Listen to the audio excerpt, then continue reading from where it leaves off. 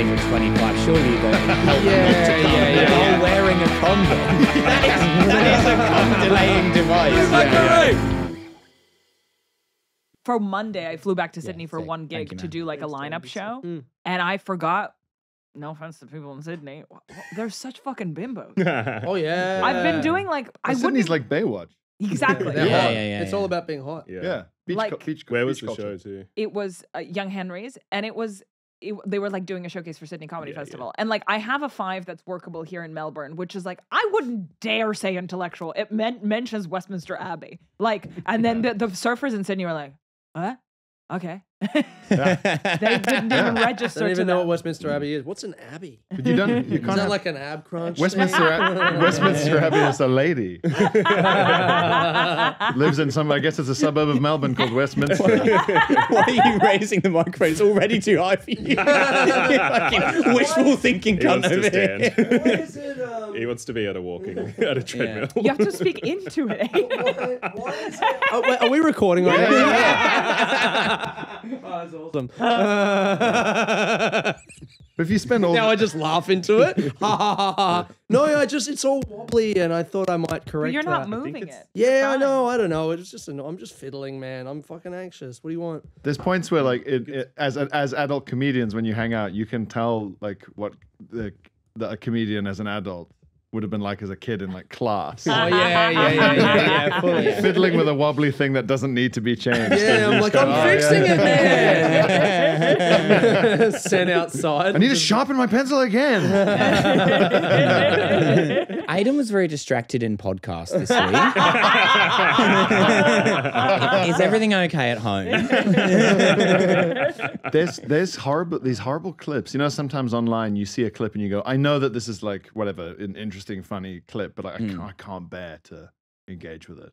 Oh yeah. And it's All the clips time. of like 14-year-olds, 12-year-olds who have like podcasts and like record them and stuff. Do they? I can Oh bear my to God, engage they're with Your it. algorithm is amazing. fucked. Child brother. porn. No, came these out- are no, huge it's though. got- These are huge. It's huge. It's coming up on Yeah. Twitter where it's like the joke. People like making fun of it, being like, it's a bunch of 12-year-olds talking about their favorite pizza toppings, and Yeah. or like, oh, I'm getting my motivation from this fucking 14-year-old this So week telling me to good. rise and grind. But then, Wow. Do your homework. MD Foodie Boys. MD standing for Maryland is the biggest one, and it's literally my they must be what ages 10 Wait, I'm through looking 12 or this so. up. Yeah. And it's taken on a life of its own. Has this huge like subculture on the internet, and apparently the story is that one of their older brothers is like very, what would you say? Tech savvy? Very tech savvy, very looped in with what pops on the internet, and so he sort of orchestrated this whole thing, and now makes it. Yeah. Oh, and he's just pulling the strings with the younger brother. Just like, hey, you guys should talk about fucking just knows that mukbangs or whatever. Yeah, just knows that it would Yeah. pop off if it's these clueless children talking about do they or don't they like pepperoni or whatever. Yeah. And then he edits the clips and It looks like Joe Rogan level professional. Like it has good cuts. They're all wearing fucking trucker hats. and it's a similar level of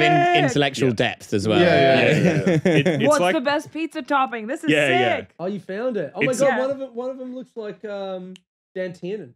Yeah. I couldn't. Dan Tiernan and a bunch of 12-year-olds on this podcast. I couldn't.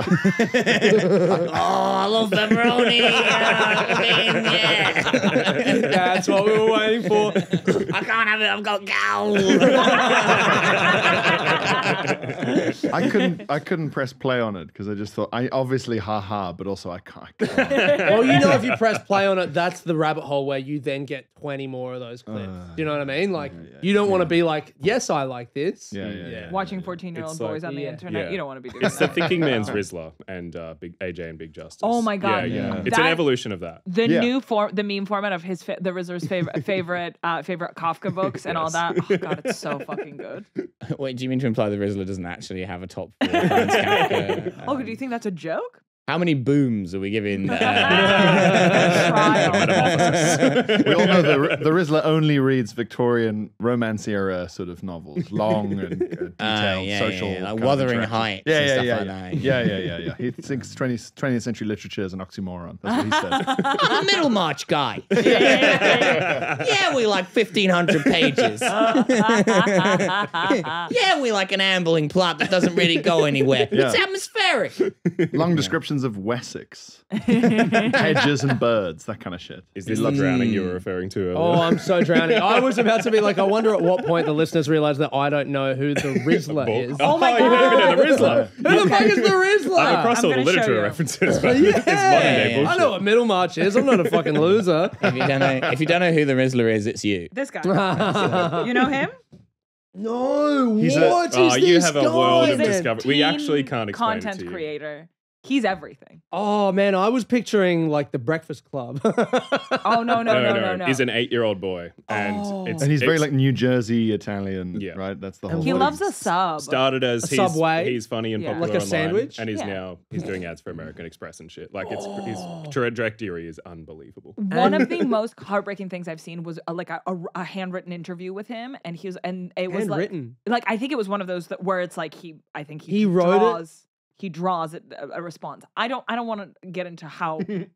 Basically, they asked him Yeah. what his favorite thing to do was, and he's like, "I like to draw." Oh, but that's what he's doing. Yeah, So and he's then he living his was like- dream right now. And it's crazy that he is doing ads for American Express and is like on Jimmy Fallon, but fundamentally he just wants to be home and drive draw robots and trucks. Man. I mean, we all want to be home and draw man. robots and trucks, but some of us have to get fucking jobs, Rizzler. Welcome to life, brother. He is like 8-year-olds don't want to work anymore. He is legit like set up for life just because his dad decided like he'll be funny on the internet. His dad decided my child loves meatballs in a way I think is compelling. He certainly finds them compelling. Does he have the Jersey accent? Yeah, The, like big deep time. balls. But he's a kid. That is a child. Big time. Wow. Yeah, so it's like a kind of comedy Sopranos character. Yeah, like Bugsy Malone right. Sopranos. Yeah. Oh, Yeah. if Gandolfini yeah, was yeah. still alive, you better believe there'd be a collab post between the two. of them. Nice. They're shaking 100%. hands. Oh, You gotta stop They're eating sharing fucking gabagool. meatballs. Do you know what it would be? It would be an ad for something where they've released a mini version of it. So it would be like, Oh, so yeah. Gandolfini would be like the main, like, you know, the iPod and whatever. He'd be the iPod Mini, some shit like that. Pocket Yeah. gabagool. Yeah. We've For your produced a, keychain. we've produced a shorter and fatter iPod. With more It reels. plays everything in octave up. It's 1.5 just speed. Springsteen. Yeah. What's the best case scenario for the Rizzler is that he does like, you know, like the kid who was in The Shining, he never did another film. He just got the money and he was like, yeah, it was interesting, but I had to spend a lot of time waiting around and it was quite boring. And so he just never, like, it's the opposite of the Well, normal is it- child I star believe story. Dewey from Malcolm in the Middle is Yeah, Oh. completely Is it a- disappeared off the grid. A Jonah Hill type situation where he just like stops being fat and becomes kind of good looking and like every other star. You I know? think we're he not just far fades off into from the background. Ozempic Jr. Yeah. I think that's what's gonna happen. But what, Yeah. Ozempic Jr. nice. is like a rap name. I would say best case scenario is that he makes all this I'm the Rizzler money, and then wouldn't you be charmed to find out 30 years from now, huge like gallery showing. Oh he's yeah. done Oh so my much God, his drawing. drawings. Yeah. Oh my God, He's an yeah, that's incredible so artist now. Yeah. He yeah. just goes away and just works. Plowed on it the all So pencil. into true. like Yeah. fine materials. Yeah, And Derwent pencils, those 96 Yeah. pack of Derwent. He's based in Florence. He doesn't live in America anymore. His Italian is fluent and much less insane. Oh, yes. He actually knows what gabagool is in Italian. Il Rislo. It would pop so hard too, because all the people that are now in their 20s and 30s enjoying his content would be 50s and 60s or so. You have Yeah. hair coming out of your mouth. Thank you so Or much. do we have him become extremely famous and then I'm so sorry. That was rude. I apologize. and then the reveal is that he was the Rizzler? Yeah, Oh, like yeah. Banksy. Yeah. There'd have to Yeah. be some secret marketing, because if you just went, this fat guy's doing art, people go, why do I care about that? Why am I interested? If you go, remember this kid, it would pop. And we'd all be at art buying age and be like, I'll spend $1,000 on a painting. Absolutely. There'd be a guy who's like in a kind of an office in central New York where like the whole floor is his office and he's just sitting in a sort of gold chair and just nostalgically enjoying the Rizzler videos that I guess now are like floating in front of him. On a hologram. He's blinking his way between them. Yeah, exactly. Just having a sort of Rizzler seizure and his own hollow mind. And then that guy's going to drop $100K on an original Rizzler sketch. Yeah. yeah. You know when you're hanging out with your dad and he's making you watch old Rizzler videos? They're not even 3D. If a beloved sitcom character like the grouchy sort of grandfather in Modern Family be like, now this is comedy. It's like Rizzler videos. It's like a guy It's like an old Jackass clip of someone shitting. Yeah, And all the kids are like, granddad showing his old-fashioned 12-year-olds comedy being again. like, is Fortnite overrated? But whereas now in the future, they've got like a baby that they've put a chip in its brain so it can speak and it rates different women's tits. Like the olds would never understand. Oh, still on your TikTok, are you, Dad? Yeah, TikTok, time's up. You're going to die. That's A pool of salty water with a mentat who does smash or pass on people remotely. Pass. Smash. Minority Report in that pod, just floating in goo. What's your body count? A Upvoting reboot videos. of Benny Hill. Just Yeah. in the lineup, of course. Yes, yeah. And Oh, the loads of Rizzler could be Benny Hill. Oh, Yeah. my God. Loads of explanatory videos going, did you know that, Benny Rizzler is actually based on this old British that no one knows. No one even knows it's based on something. They just think it's new. They just think it's come out of nothing. Yeah, exactly. yeah. Yeah. And it's Apart like from Russians who are like, we never forgot Benny Hill. all of Eastern Europe. All of Eastern Europe holding a candle for every British clown. Oh, they love it. Yeah, and Mr. Do they Bean. really love it? I don't know if I Have you ever told seen my act? It's very heavily influenced by Benny Hill and Mr. Bean. you're chasing yourself around the stage. Once I was going up the in Moscow metro stations, they play like music over the speakers, and quite often it's like classical music, like fucking Rachmaninoff or something. One time their metro stations are incredibly deep because they were built as nuclear fallout shelters. So quite often you're on an escalator for like 2 or 3 minutes, like going back up to the surface. Crazy. So I'm getting an escalator up at Smolenskaya station one day, and I have my headphones on, but I just the music is kind of like piercing through, and I'm like, what the fuck is that music? And I take my headphones off, and I'm like, wait, am I crazy, or is that the Benny Hill theme tune? Because you are already listening. What's the theme tune again? Is it? Yeah. Why are they playing that in the metro? That's got to fire people up, man. Yeah, it's As if crazy. crime isn't like rampant enough, deep They under will the be up ground. to And hijinks. Yeah. Especially on a 2 or 3 minute escalator ride, you're so far between doors at that point. You must be desperate to get in. Yeah. Just like sprinting up an escalator. Yeah. Knees, yeah, and that's exhausted. why they're playing the Benny Hill music. Yeah. Trying to get a woman to run away from you. Come on. It's like Norman Wisdom in Albania. Oh, is he massive in Albania? Norman Wisdom films of him like kind of Who's wobbling Norman now. Is Wisdom? that Kyle Norman- Legacy's brother? Norman Wisdom. I always love a shout out to Kyle. Wisdom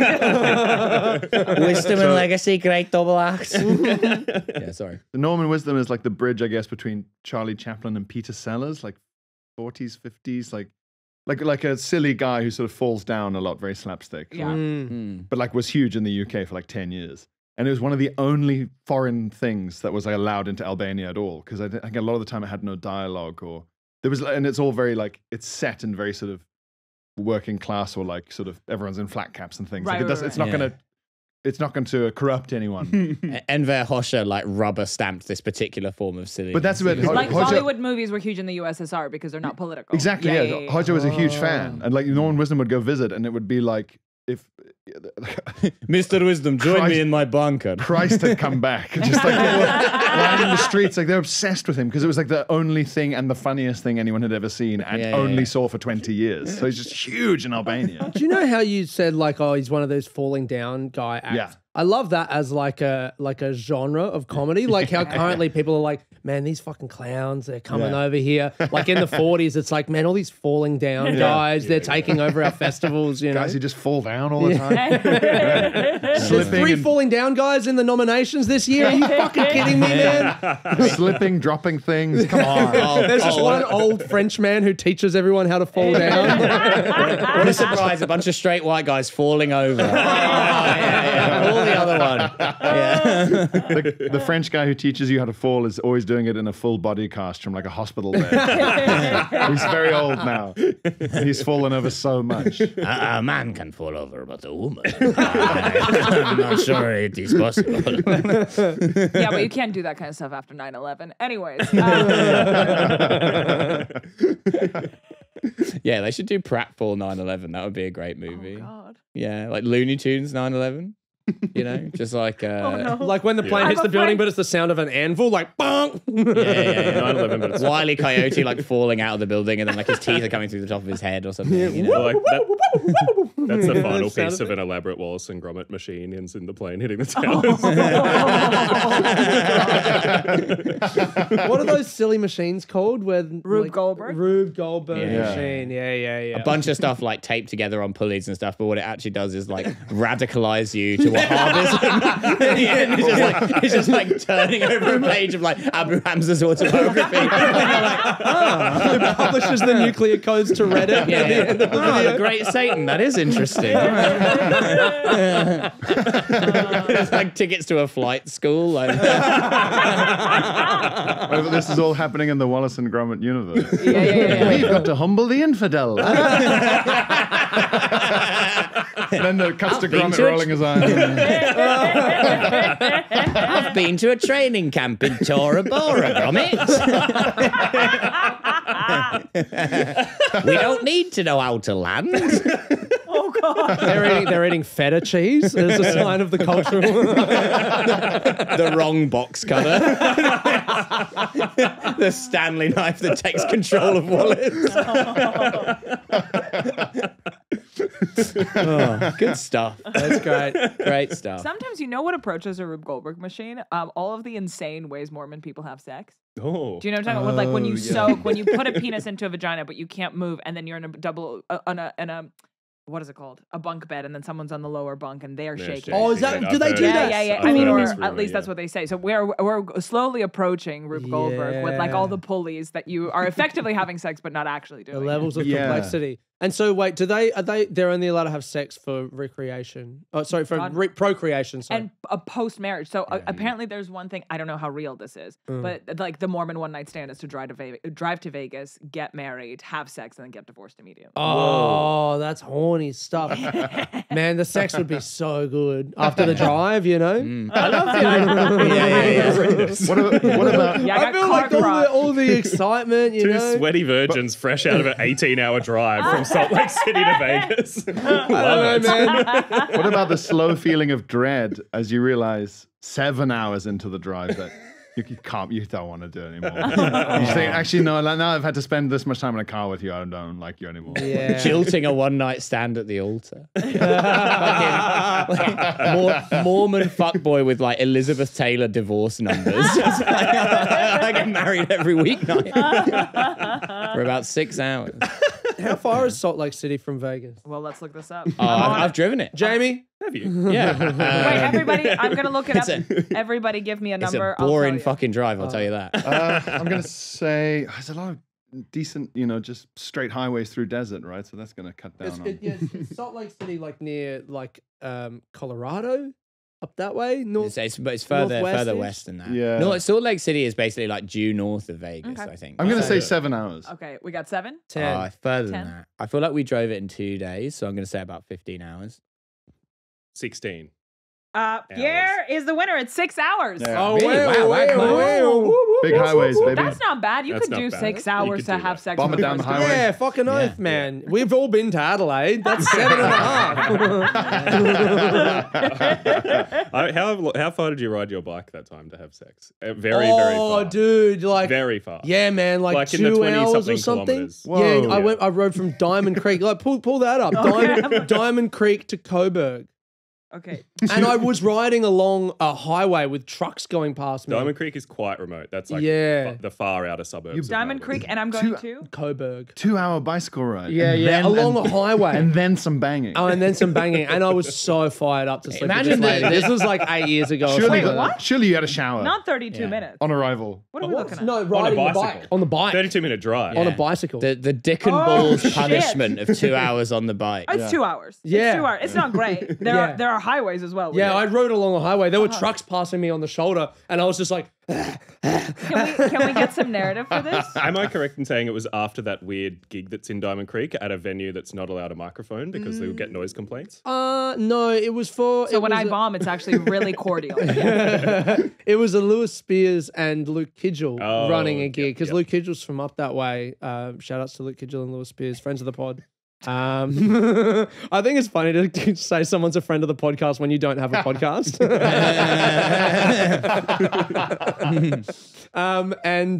This girl, I'd met her at a gig like the week before, and then she was like, come back to mine and like have sex. And I was like, oh yeah, like give me, I got to do my set and stuff. And then she got home and she was like, I just took 2 Valium, I'm going to sleep. And I was like, no. And then the next week she was like, after that gig, she was like, hey, come to mine. And so I was like, well, I don't want her to take 2 Valium again. It's like, you know, I want to have sex with her and I don't want her to just will you stop for me? So I was just like, I care about this woman's opiate addiction, so I've got to fuck her. It's the only way. It's right for a cure, sort of. I've got her on a 12-inch program. Oh, that's such a sweet thing to say to a friend. That's nice. I hear your dick puts people to sleep as well. So. Yeah. He wears those condoms inside out. What? I don't You know know what that you know means. the anesthetic condoms so you don't come. What? Durex sell them. There's like they're Are called you like guys unaware of And this? it they're what, called numbs like your penis. they're called like delay or something. Damn. Or like Hey. resist.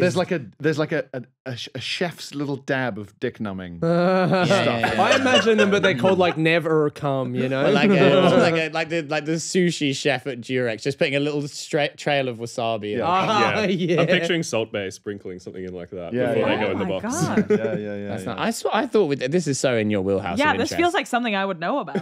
Yeah. You can buy them in like Boots. They're not like a niche product. Oh God. Yeah, they're not.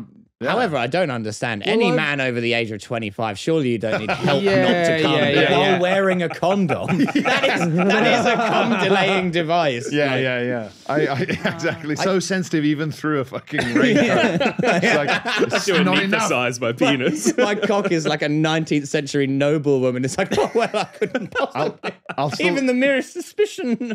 someone who still manages to finish through a raincoat, through anesthetic, Yeah. like they're being like Put they're them in the under Olympics. surgery. Like, This person. yeah, incredible. Like very like almost artistically sensitive, like refined taste. It's like so what a sensitive person. This is really eye-opening for a person who hasn't had sex with anyone over 30 for a very long time. Really? The future is not looking good. Well, it doesn't have to be your future, really, if you don't want it to be. My boyfriend's 29. If I'm having sex with someone with a condom, I quite often have to apologize and be like, "This isn't you. This is how my body. This is the works." condom. Like, this Yeah. is- This is just the situation that we find But ourselves also in a way, like I'm not saying I want to take it off. I'm just reassuring you that. Yeah.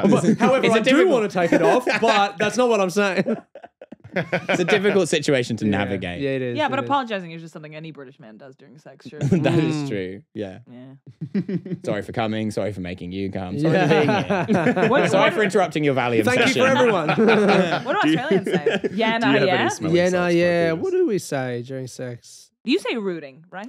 No, I mean that's a that funny more New thing to Zealand? say. No, I mean like no one really says You that. wouldn't be like, It's like shagging. can't wait to root ya. Gives a root. You'd say it as like a funny. You'd be like, yeah. I was doing some rooting, you know? Yeah. You finish sex, you're like, that was hard yakka, mate. Yeah. coming through that condom and the anesthetic, that took it out of me. I'm trying to think. Do you remember that old Adam Hills joke when Adam Hills first came out? And he did a joke on the Came out as gala. having one leg. He did a joke on the gala about how in the States there's a clothing brand called Roots. And he got a photo of himself under a sign that just said Roots Kids. And that was and that was on the gala. Yeah, He did that on the funny. gala in the mid 2000s. That's really funny. So good, Wow. yeah. That's funny. Wait, what? Can you? Sorry, I was on my phone. There's I a- apologize. there's a- You gotta say, do the riff again. There was a clothing brand called Roots. And when Adam Hills first came out, like doing stand up in the mid 2000s, one of his gala sets, that was one of the jokes that he stood under a sign. That he got a photo of himself under a sign that said Roots Kids, just pointing to it like, yeah. That's And it was on the gala. nuts. I mean, it is you wouldn't have that on the gala now, I don't No, think. a that good would be an bit. Instagram story at best. Yeah. The gala, for fuck's sake. What would be You're on right, the it's very gala would be funny. much worse. Yeah. So you're on the bike, you're pedaling away. Yeah, I'm pedaling away. No, I don't know. Yeah, it was just 2 hours. I made it. We had sex. It was great. Did you like wash yourself down or? have a Yeah. shower I or something? don't think I did. I Oh. might have done, but I don't know, man. I was like, how old was I? Like how 26. flat is the terrain? No, hilly. We're talking hills. Oh man. Had What? she taken Yeah. Valium? So that's such a I you don't question. know. I don't. When I got there, I don't believe Tell me so. about the I think she typology. waited and Did then you took it discover it? afterwards. I'm just thinking, how much have you exhausted like your leg muscles, or is it just like kind of Amsterdam style? Oh, bicycling? dude, I You're mean, just at that- like a whistling vicar, just I was absolutely a- fine. Just Reading a newspaper. flat the whole way. Gave her the old whistling vicar, mate. Well, do you know what? Actually, what I do remember, weirdly, I remember about that day was actually this will date it. I was living in West Footscray with our dear friend Blake Freeman, friend of the podcast, and so that would have been 2016. So I'm 25, so I was a much Okay. younger man. And I remember that morning riding from West Footscray to my cafe job in the city, and had woken up at like 5:30 or whatever, and there was a really nice sunrise, and I took a picture of the sunrise. And then in the evening, when I was riding to that girl's house, there was a really nice sunset, and it was like this beautiful bookend to the day. And this will date it because there's Well, never no, been a sunset in the sun. No, the You fact that I was remember that living day, in right? West Footscray. But I just remember that nice day. I had this nice photo from the morning and and I was like looking at the sunset, just like pedaling like a fucking maniac, going like, I'm going to this girl's house. She's not going to fall asleep. I'm going to get there. We're going to have sex. Was the sex any good? It was all right, yeah. Didn't come close to the sunrise or sunset. The sunrise stayed with me. The sunrise is really, yeah. It's such a time challenge. Bicycle to me before I fall asleep. Yeah. It's like a GTA mission. Your girlfriend's about to fall asleep. You have $3,000 in cash in a rucksack. You need to deliver it to these men and then get to her house. Constant, like annoying, like NPC voiceover. Quick, keep cycling. Yeah, come on, CJ. Mashing Don't fall X. asleep. She's in like the corner of the screen. Like, Baby, I'm getting so sleepy. Oh my God. Just like freeze gray, like she fell asleep. Yeah, you respawn at the same point. Restart. Oh man. I hate these You can missions. continue on, but like that character's no longer a part of your arc. So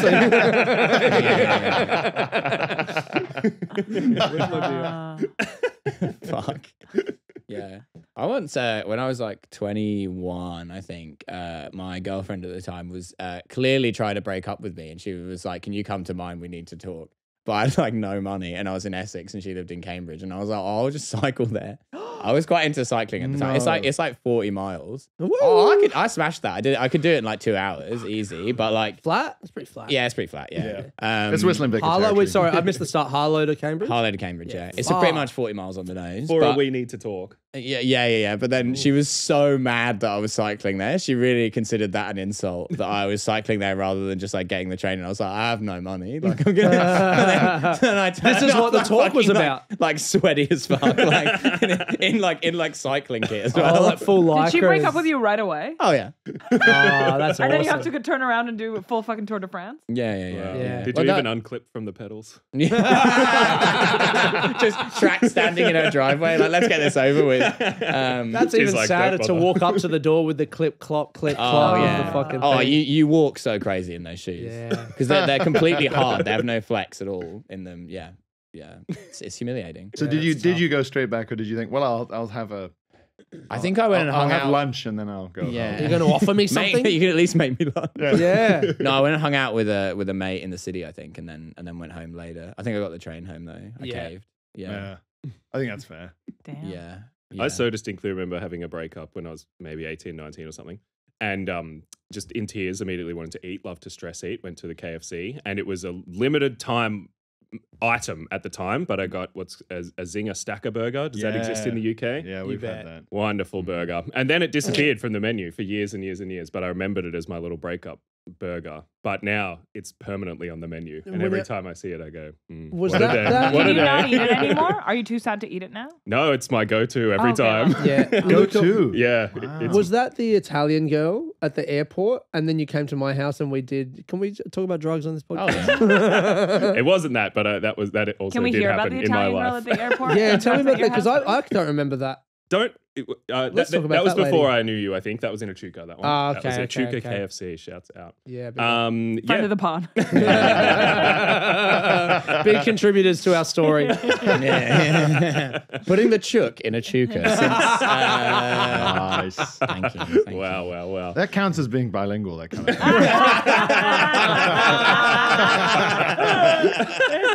I speak English, Russian, Australian.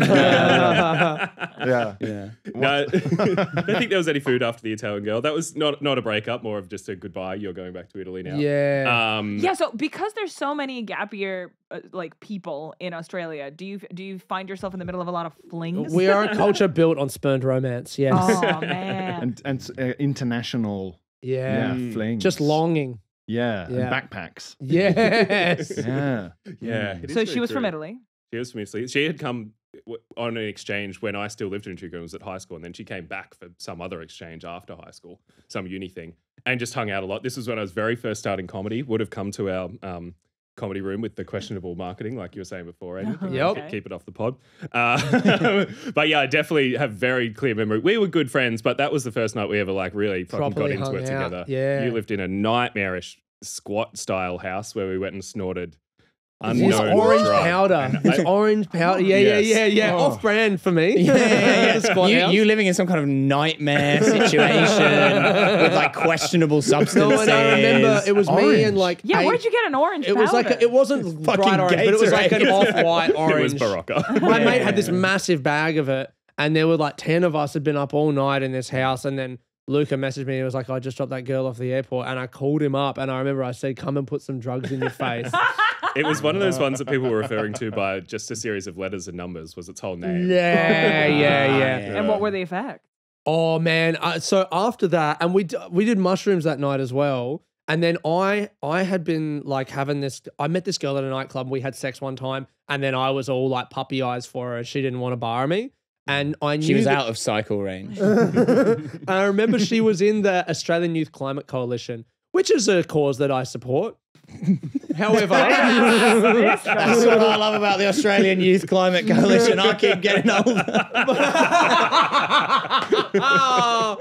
but so Great meeting, guys. Great meeting. and she What told world me are we leaving behind for my grandchildren and your children? I mean, I'm like 21 at this point. So, but I knew she was going to be at this big conference. So I bought an $80 ticket to go to this fucking conference at Swinburne Uni because I was hoping to run into her there. I had this massive night with all these guys. And I was like, fuck, I got to go to that conference. I paid $80, which was heaps of money at the time for the ticket. So I went there and was just so lost, coming down with this like sense of doom. And I ran into, do you guys know Hannah Camilleri? Yeah. We were friends at that point. We'd started comedy around the same time, and she was just there. And I went up to her, and she was like, "Oh my god, taco!" And I grabbed onto her, and I was like, "I took mushrooms last night. I don't know what I'm doing here. Like, please help me." And so we just went to all these climate lectures together. I love the idea that you're like, you know, what I want when I'm coming down is like very, very serious people in suits telling me the world is going to end. Well, I thought I was. And to be surrounded by other people agreeing, believing them. Yeah. I remember at one point being in this lecture Graphs. lecture hall. Evidence, proof.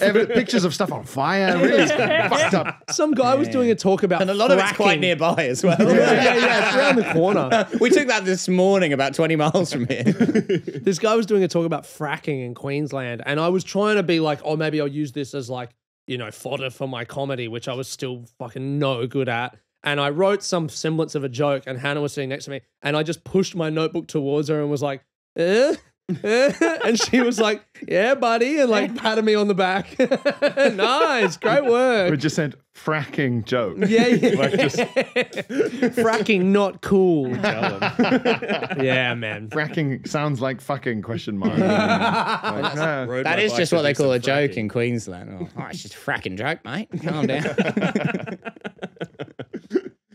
Yeah, those were the Aidan days. Those were the. I mean, you yearn for Yeah. those times, just wandering around a suburb, going into any pub, not even spending money, just getting a water and playing pool on there. I will say, Aidan, you strike me as a person, and I feel like everyone I've met in Australia has corroborated this, with a very vibrant past. Vibrant is a great word for it. Yeah. And Luka bore witness to a lot of that vibrancy. Mhm. Yeah. In the same way that you might call a neighborhood vibrant, but never, you know, like take your headphones turns out when you walk through it. Did you? Was there a switch where you're like, I'm on the straight and narrow? I've been was it- sober for 6 years. So is it the sobriety, or is it like a slow process of you just like doing drugs less and? Yeah, I think so. You've I been mean, gentrified. I mean, a bunch of hipsters with carabiners have moved in. And suddenly you're like, oh, I'm doing yoga, man. I'm getting back into the piano. It's gone further than that. Now it's classical music. Yeah. Yeah. And now I'm coming back to the ungentrified areas, trying to teach them my ways. you know? Yeah. I feel like you got sober 6 years ago, but got sane like 2 or 3 years ago. You reckon? Oh, I don't like that. That's upset me.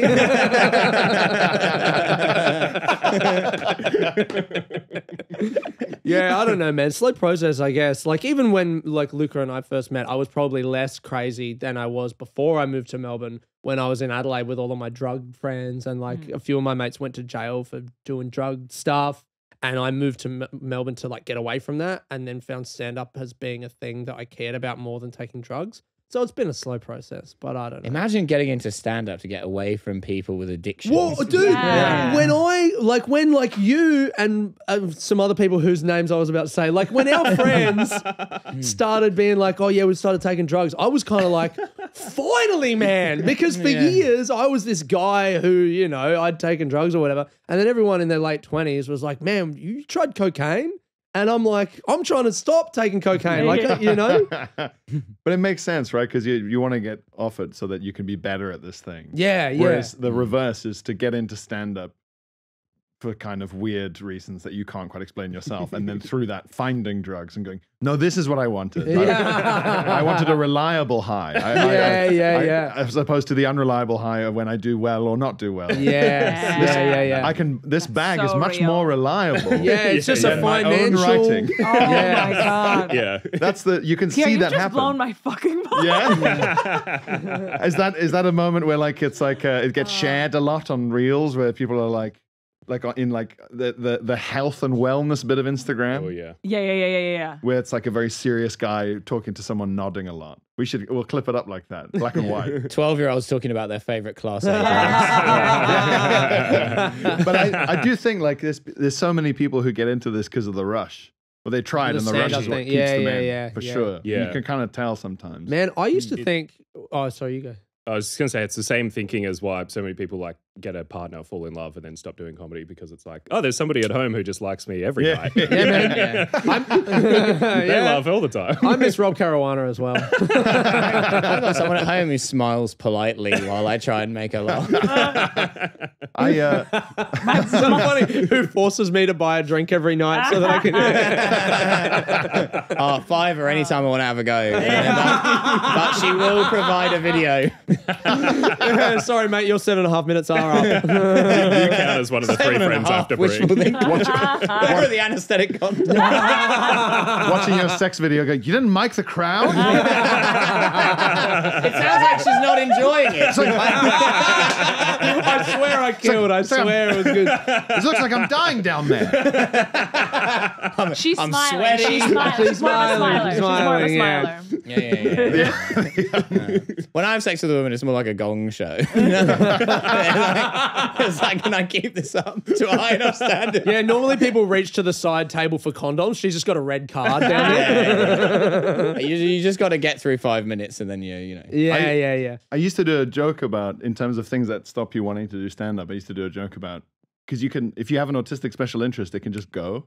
Like you don't know when it's going to go or why, but you can feel it happening. Sometimes it happens like instantly. Sometimes it takes a few days where you just go, this isn't giving me what I need anymore. Why is that not working? Why is as a kid, I felt it happen with Pokemon.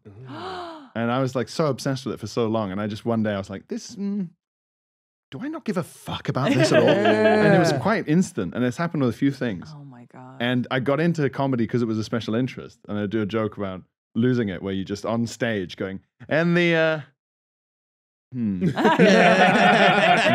going, I don't care what anyone thinks about my stories anymore. I'll just have them. I would love to see someone lose the love for stand-up mid-set. Yeah. And just leave and never come back. There was this comic in the UK when I lived in London called Yeah. Great name. Do you remember this guy? No. And I used to do this open mic with, I'll say all the fucking names, Come man. on. I'm crazy. Drop them. No one else ever says their Joe names. Grant. Yeah. Say their names. Forgotten open micers of London. Is it Jester Jesters? No, not Jester Jesters. It was Tufnell Park. It was the Hideaway.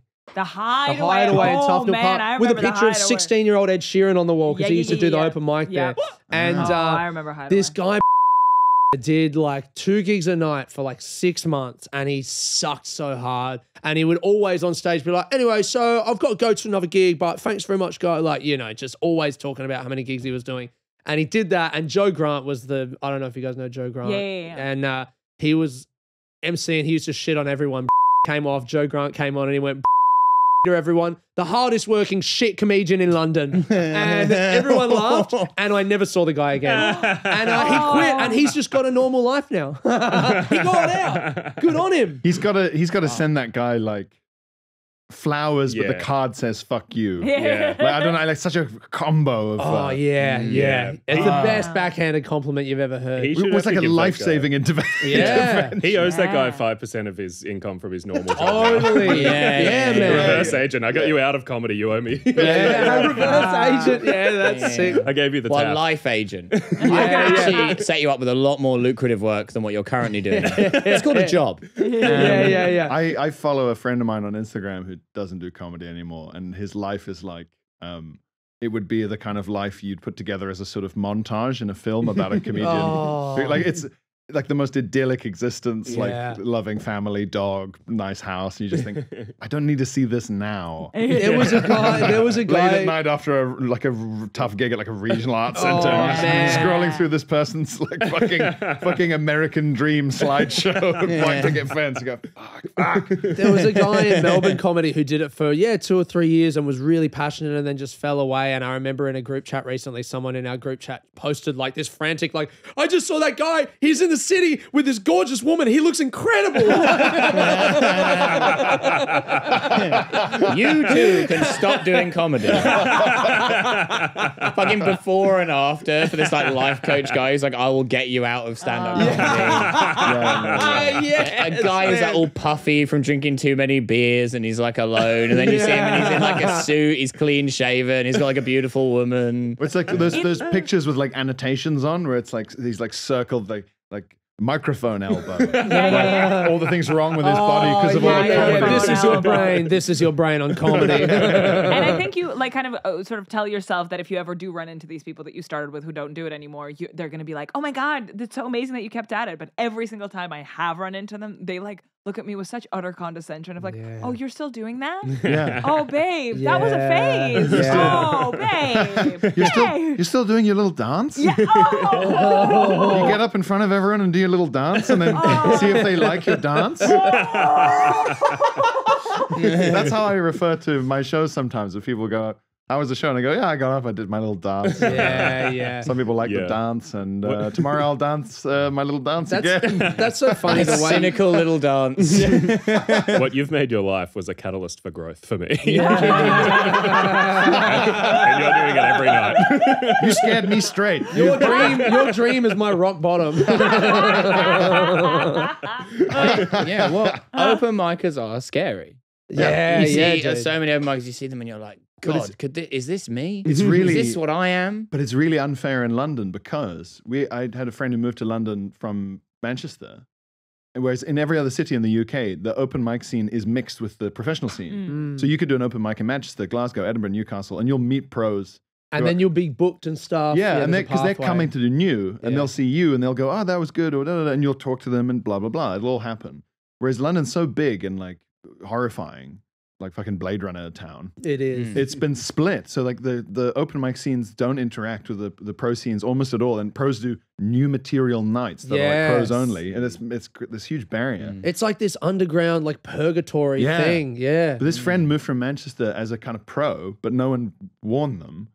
And then like I had lunch with them. I was like, "You've lived in London for 6 months, like a year. Why haven't we gigged together?" He's like, "I was going to ask you that." And I was like, "Well, where have you been gigging? What's that?" And he goes, "Yeah, all the time." And I said, "Fucking where?" And he listed, but it was like places that I'd never heard of, with comedians I'd never heard of. He was like, yeah. I'm getting 4 nights a week. I'm at the Chuckle Bucket with Jimmy Crisps.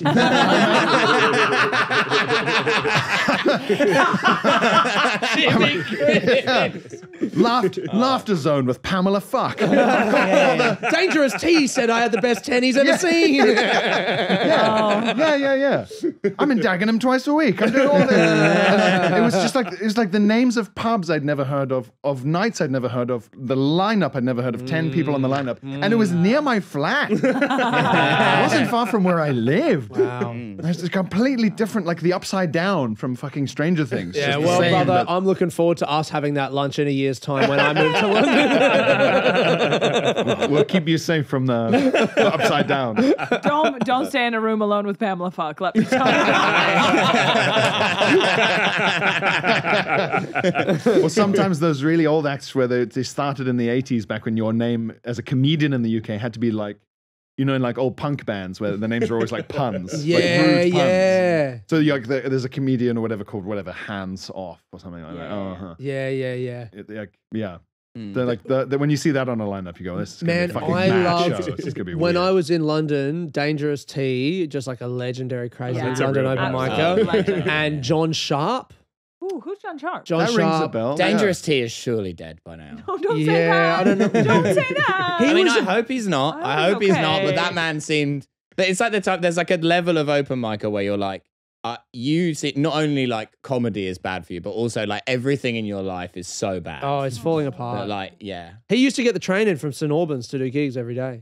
I mean, that's cracking. Yeah. But and then John Sharp was another crazy guy, and they had a fight because John Sharp was like a crazy old white guy, and they had this fight because Dangerous T did a bit. It was the bee bit, and the bit was he's just on stage, and the whole time he's just going like, "I saw a bee, and there was a bee there," and it was like zzz, zzz, and then he just did the bee sound and like mimed a bee near his face for like minutes, you know. And then John Sharp stole that bit. John Sharp did it. Stole a fucking bee bit. And then they had a fight. He stole the bit. He was like doing If the you're stealing, zzz dream thing, bigger, right? honey. That's They had a fight, like a physical fight. Yeah, Wasn't no, they Dangerous didn't T have like a always fight. on like a crutch? No, as but well? so, yeah. He was on crutches, yeah. And so then I think it was Callum and like a few of those other guys, like Matt. I can't remember Matt's last name. They did an open mic night and they built it as like Dangerous T versus John Sharp, and they had them in the same room there, which they were never normally in the same room, and they like, you know, got them on stage and, And were they like, all both right, did the guys, bee bit. whose is the bee bit? And they just argued on. It was fucking awesome, man. Oh my god, dude. A roast battle, but it's just like sauna temperature. Like, they never really, no one ever really gets cooked. It's just like, You mean a sous vide battle? yeah. Yeah, we put them both in these little bags. Gently boiled. They're in there. Oh, Dangerous T was so tender by the end of that. Really. They were falling off the bone.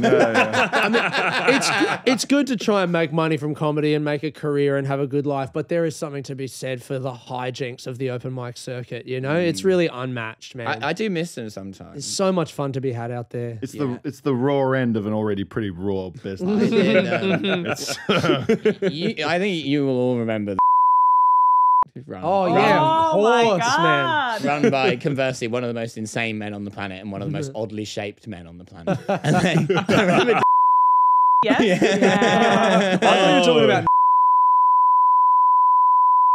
non-Euclidean It's a man. unique Yeah. What is it that you do for a living, you beautiful man? I remember after my first time doing the Edinburgh Fringe, leaving and telling people that there are shapes of skulls in the UK that I've never seen in Australia. Like a guy in a pith helmet talking to you like, I've been measuring these people for decades. And Mr. definitely contributed to that. I think there are a lot of like enormous headed blokes in the UK. Yeah, And he's it's just- Italian. He's just grandfathered in. He fits right in. But I that's- mean, not to a sort of array of head shapes. But, Yeah. I did an open mic once where to do some new material years ago, and I was the only person on the bill who maybe had ever been paid for doing comedy, and I was on at the end. And I saw this guy where it was a parade of like lunacy. And then this guy came on and he was like, oh, it's brand new and whatever. So he had like a notepad that he kept checking from his pocket, and it was pretty good, and he did some improvised bits based on like the notepad, or when you can tell someone's like, oh, that's good, this person's pretty funny, actually, I can kind of tell. Yeah, this whole bee thing. Yeah. And then I did the same night 3 years later to try some new, and the same guy was on the bill, and he did the same thing word for word, action for action, fake improv bit for fake improv bit, like an animatronic display robot. That is rough. As I realized that, like, even the little, like, I nearly dropped it or whatever, like it was all the same, perfectly the same. And it was like a moment from a fucking horror film. Yeah, that's horrific. Man. You're actually the maddest of them all. He had this like 5 minutes, but it was about it being new and with improv bits, but it was crystallized forever for some reason. And this guy would just do that 5 clearly for years. Oof. And that would Pierre, oh my God. That would be enough. Whatever it gave him, that was what he wanted from it. And there was no need to do anything more. That is crazy. That's something different to what we're getting. That's a different chemical in the brain. What I was going to say about totally. That's something much more frightening. What I was going to say about before we got distracted by the shape of his head, which is a valid thing to get distracted by, was that when I was there, I was like, this, because I was over from Russia, and so I was just doing the odd gig here and there, and I was like, this is one of the worst gigs I've ever seen, right? And then someone was there who was like, you think this gig is bad? Yeah. You got to go and do this gig in Greenwich, which I can't even remember the name of the pub, and I don't know if it exists anymore, but he's like, it is hands down the worst gig in London. It was emceed by this South African guy. Really? I might know the gig that you're talking about. And basically, it was like a Tuesday night gig. And everyone... It must be niche for that to have even been a South African comedian in London that no one has even told me about. There was that guy for a while who's like kind of big in South Africa who like sometimes performed in London. This was maybe 10 years ago. He was like an older guy. I mean, to me, I would have been like 23, 24, and he was like probably mid-30s, right? Yeah. It's quite a bit older than us. I think he was kind of one of those guys who's like, he's not really taking it that seriously. He's just like running a gig and emceeing it and like whatever. So kind of probably not gigging that much. Anyways, he's emceeing this gig Tuesday night. It's comics there. There's probably like 8 comics on the lineup. The only audience members are 5 alcoholics who drink all day in that pub every single day. Mm-hmm. And they are annoyed that on Tuesday nights, we've been there. Them drinking themselves to death is interrupted by stand-up comedy. By the only thing sadder than what they're up to. They're getting outdone by these guys. They're like, you guys are really bumming us out. We're trying to die over here. You show us up in our home ground. How dare you? We don't want someone else dying up there. That's the last thing we do. You think it's sadder than me? Yeah, so then basically, because the MC, that he like knows them all by name because they're there every week and they have this sort of like love-hate relationship. And every comedian that goes on, they're just like heckling, but in a way that's like they're speaking like the language of bears. Yeah. It's like Parliament, but everyone's even more drunk than people are in Parliament. Like, and then he would just go, "Shut up, Gary." I was like, "This is the best gig I've ever done." Like it was so funny. I'm trying to get if this is the one that I've been to. Was it the kind of pub where they just sell crisps and they don't have a kitchen, so it's like just a drinking? Yeah, pub? It was like a grim pub. And so they call a wet pub. Oh, no food. And it's run by a guy. The guy from the pub is George, who's like a big comedy fan. Do you remember that? Yeah, maybe. And it was a Tuesday night. I fucking swear I used to do that gig all the time. It's so funny that that's one of the details that stuck with me is that it was a Tuesday night. I don't know why, but I can't remember like the name of the MC. No, I reckon I used to do that gig a bunch, man. Can I run an experience by you? Please. I don't know if you've ever experienced this, but when you go to a gig like that and subconsciously you're like, obviously I'm better than these people. Yeah. And then they crush and you bomb. Oh, yeah. That still happens to me regularly. Oh, God. Yeah, when it's like the B bit, absolutely. Yeah. Like rips the roof off man. and you're there with pre-written set up punchlines and they're like, what is this? But you'll know though, because you watch the B bit absolutely smash it and you're there going, oh, I'm going to eat shit. Yeah. Whatever it is that I do, it's probably the opposite of flavor of this. So, yeah, I'm about to eat my own dick and balls here in front of everyone with a knife and fork and a trap, big bib. You know? Like to find success is to know that you don't need to prove yourself to those people, you know? Rather than I feel like when I started, I was like, okay, well, all I need to do is spend 6 months here and get into this scene, and then all of these people will accept me. And it's like, no, don't do that. Yeah, and it's the hardest thing with like advice to comedians, where it's like, if you're good, ignore the audience, and if you're bad, then don't. Yeah.